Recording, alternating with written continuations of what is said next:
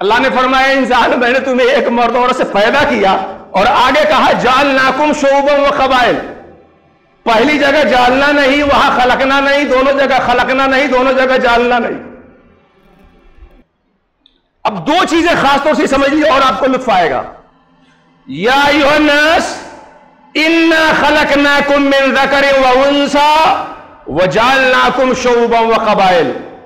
اے لوگو، ہم نے ایک مرد و عورت سے تیری تخلیق کی اور مختلف قوموں میں، مختلف شعبوں میں، مختلف قبیلوں میں تمہیں بانٹا بنایا.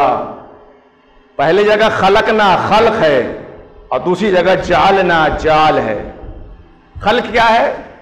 خلق یہ ہے کہ ایجاد و معلم یکن موجودہ، جو چیز سرے سے ہو ہی نہیں اسے پردہ عدم سے لا کے منشے شہود پہ کھڑا کر دینا، یہ ہے خلق. خلق کیا ہے؟ جو چیز ہو ہی نہیں اسے عدم سے وجود میں لانا، یہ ہے خلق. اچھا، اور جال کیا ہے؟ جو چیز موجود ہو چکی ہے اسے کسی صفت سے متصف کرنا. جال اور خلق کا فرق سمجھ میں آیا؟ یہ تو ہمارے طلبہ احسان مانے ان لوگوں کا جنہوں نے درسگاہ سے ملا حسن کو نکال کر کے ایک بڑے پہاڑ سے ان کو آزاد کر دیا ہے، ورنہ اس میں یہ ساری باتیں بڑی تفصیل کے ساتھ بتائی گئی تھی کہ جال کیا ہوتا ہے، پھر جال بسیط کیا ہوتا ہے، اور جال مرکب کیا ہوتا ہے، پھر وحدت الشہود سے کس کا سرا ملتا ہے، اور وحدت الوجود تک جا کے کس کا شجرہ پہنچتا ہے. لیکن یہ تو احسان مانے. یہاں میں سمجھانے کے لیے تھوڑی سی بات اس میں سے لاتا ہوں. خلق اور جال، جو نہ ہو اسے عدم سے وجود میں لانا خلق ہے، اور جو ہو اسے کسی صفت سے متصف کر دینا یہ جال ہے. میں ایک مثال دوں. ہم لوگ ٹوپی سلواتے ہیں ایوب بھائی سے.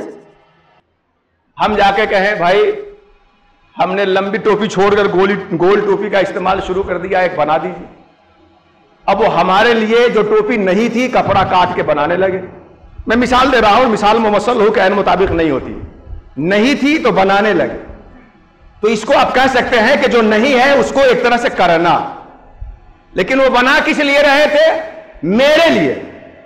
اتنے میں فہیم بھائی پہنچ گئے، وہ کہیں کہ فہیم ہم کو ممبئی جانا ہے، مولانا صاحب کو 2 دن بعد بنا کے دے دیجئے گا، ابھی ہم کو دے دیجئے. اب ہمارے لیے جو ٹوپی بنی تھی ایوب بھائی نے اس ٹوپی کو فہیم بھائی کو دے دی.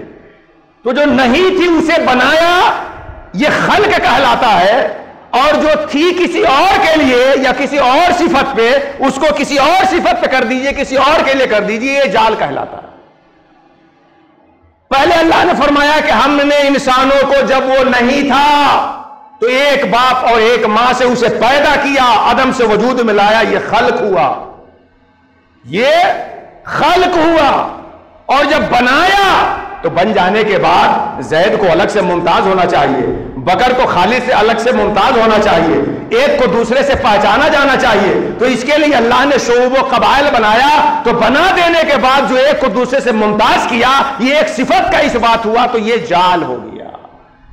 تو اصل ہے خلق اور فرع ہے جال.